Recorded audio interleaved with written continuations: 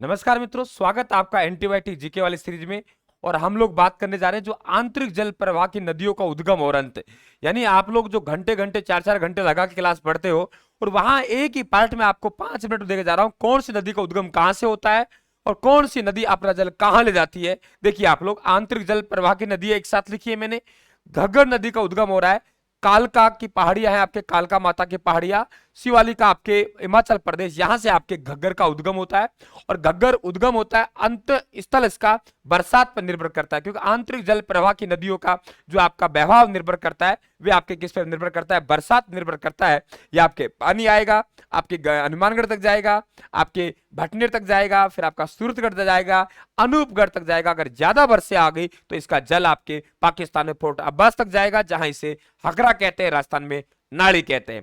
कांतली नदी का उद्गम हो रहा है खंडेला की पहाड़ियां सीकर से, और लगभग 100 किलोमीटर बहने के बाद मुंड्रेला झुंझुनू में ये अपना ले जाके जल छोड़ देती है। तो उद्गम आपके कहां से हो रहा है, कांतली से हो रहा है आप लोगों के, आपके कांतली खंडेला की पहाड़ियां सीकर से। सीकर झुंझुनू की सीमा बनाई, इसके बाद झुंझुनू को 2 भागों में बांटेगी। क्या कहा मैंने, झुंझुनू को 2 भागों में बांटेगी, और फिर ये अपना जल है आपके मुंड्रेला झुंझुनू में जाके आपका वहां लुप्त हो जाएगी।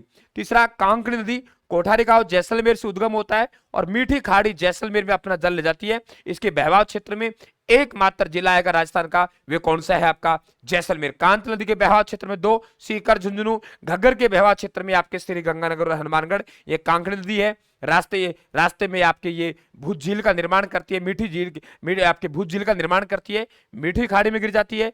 आंतरिक जल प्रवाह यानी राजस्थान की सबसे छोटी नदी, मात्र 17 किलोमीटर इसकी लंबाई है। स्थानीय भाषा में इस नदी को मसूरदी कहते हैं। स्थानीय भाषा में क्या कहते हैं इस नदी को, स्थानीय भाषा में इस नदी को मसूरदी कहते हैं। और अब बात आती है साबी की। सेवर की पहाड़ियां जयपुर से उद्गम होता है, जोधपुर सभ्यता इसी नदी किनारे है।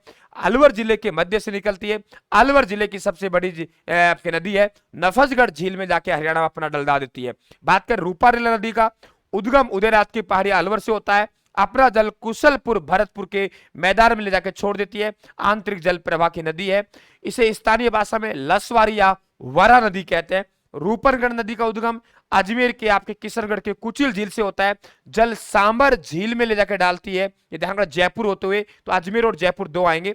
आपके किशनगढ़ से होता है, इसको उद्गम कुचिल झील है। और ध्यान रखना, सलेमाबाद अजमेर इसी नदी के किनारे स्थित है, जहां आपके निम्बार संप्रदाय की प्रधान पीठ है। मेंथा नदी मनोरपुरा जयपुर से उद्गम होता है, सांबर झील में जल डालती है। आपके जैनियों का प्रमुख तीर्थ स्थल लूणवा आपका इसी नदी के किनारे स्थित है। सागरमती बीसला तालाब अजमेर से उद्गम होता है, और गोविंदगढ़ में ये अपना जल अजमेर में लेके डाल देती है। जो आंतरिक जल प्रवाह की नदियां, कौन सी नदी का उद्गम कहां से होता है साथियों, मात्र मैंने आपको 2 मिनट या 3 मिनट में देने का प्रयास किया है। आपका बहुत बहुत धन्यवाद। राम राम साहब, थैंक यू।